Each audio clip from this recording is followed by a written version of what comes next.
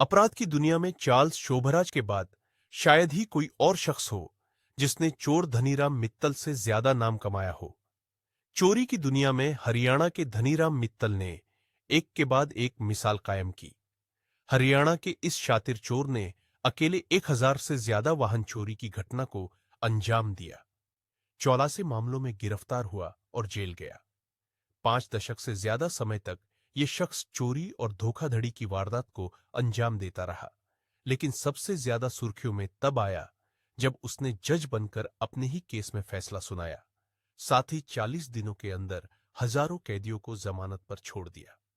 खास बात यह है कि हरियाणा के भिवानी निवासी धनीराम मित्तल युवावस्था में एक आम युवक की तरह ही था, लेकिन अच्छी पढ़ाई करने और सरकारी नौकरी के लिए काफी प्रयास करने के बाद भी नौकरी पाने में असफल रहने पर उसने बेहतर जिंदगी की तलाश में जराइम की दुनिया में आ गया। सबसे पहले उसने फर्जी कागजातों के आधार पर ड्राइविंग लाइसेंस बनवाना शुरू किया। फर्जीवाड़े के आधार पर धनीराम ने सबसे पहले रेलवे में स्टेशन मास्टर की नौकरी हासिल की। वाहन चोरी का बेताज बादशाह रेलवे में 6 साल तक नौकरी करने से भी ख्वाहिश पूरी नहीं हुई तो धनीराम वाहन चोरी की दुनिया में आ गया। वाहन चोरी करने के बाद उसका फर्जी कागज बनाकर बेचने का काम करने लगा। चोरी के कई मामलों में धनीराम को गिरफ्तार होना और जेल जाने का सिलसिला जारी रहा।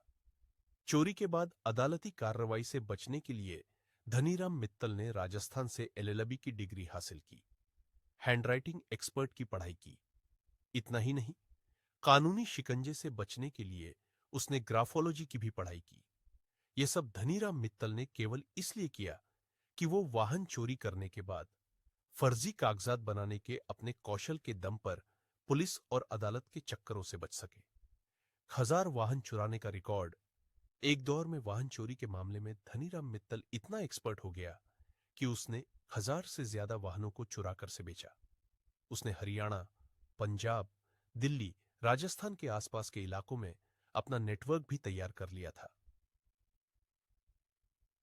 इस काम में उसका आत्मविश्वास इतना बढ़ गया कि जब एक बार वाहन चोरी के मामले में पुलिस उसे लेकर कोर्ट पहुंची तो जज साहब उसे कोर्ट के बाहर ही पहचान गए।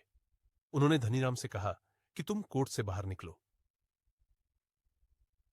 इस पर उसने पुलिस वालों से कहा कि आज जज साहब गुस्से में है, बिना सुनवाई के कह दिया यहां से जाओ।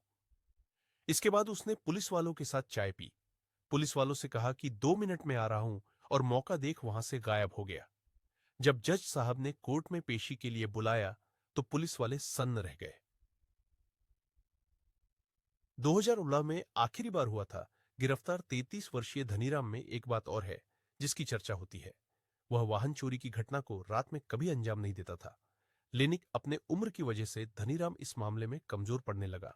उसका नेटवर्क कमजोर हो गया। वह 1964 से वाहन चोरी की घटना अंजाम देता आ रहा था, लेकिन आखिरी बार वह 2016 में उस समय पकड़ा गया जब उसे दिल्ली में एक साथ 3 गाड़ियों को चुराने के आरोप में गिरफ्तार कर लिया गया। फर्जी जज बनकर कैदियों को किया रिहा।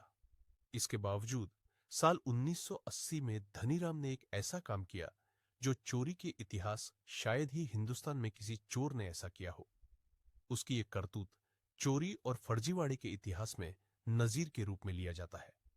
दरअसल उसने एक दिन अखबार में यह खबर पढ़ी कि झज्जर के एडिशनल सिविल जज के खिलाफ विभागीय जांच जारी है। भ्रष्टाचार के मामले में पंजाब और हरियाणा हाई कोर्ट ने जज के खिलाफ जांच बैठा दी है। बस उसका शातिर दिमाग चल पड़ा। धनीराम ने हाई कोर्ट रजिस्ट्रार की ओर से एक लेटर झज्जर के एडिशनल सिविल जज के नाम लिखा। यह लेटर उसी जज के नाम से लिखा था जिसके खिलाफ पंजाब और हरियाणा हाई कोर्ट ने विभागीय जांच शुरू की थी। लेटर को शातिर चोर ने झज्जर के एडिशनल जज पते पर भेजा। लेटर में उसने लिखा कि जांच पूरा होने के 2 माह तक आप लीव पर रहेंगे। खबर पढ़ते ही आरोपी जज साहब अगले दिन से छुट्टी पर चले आ। धनीराम के फर्जीवाड़े का कारनामा यहीं पर समाप्त नहीं हुआ। उसने एक और पत्र लिखा। दूसरा लेटर भी उसने पंजाब और हरियाणा हाई कोर्ट के रजिस्ट्रार की ओर से लिखा। दूसरे पत्र में उसने लिखा कि जब तक एडिशनल जज 2 माह की छुट्टी पर है तब तक ये जज काम देखेंगे। आगामी 40 दिनों तक उनकी जगह सुनवाई करेंगे। लेटर तय पते पहुंच भी गया, लेटर के मुताबिक धनीराम खुद एडिशनल जज के रूप में काम करने लगे। 40 दिन के अंदर उन्होंने 2470 केस की सुनवाई की। हत्या, रेप और कुछ अन्य संगीन मामलों को छोड़कर अधिकांश केस में वो आरोपी को जमानत देते गए।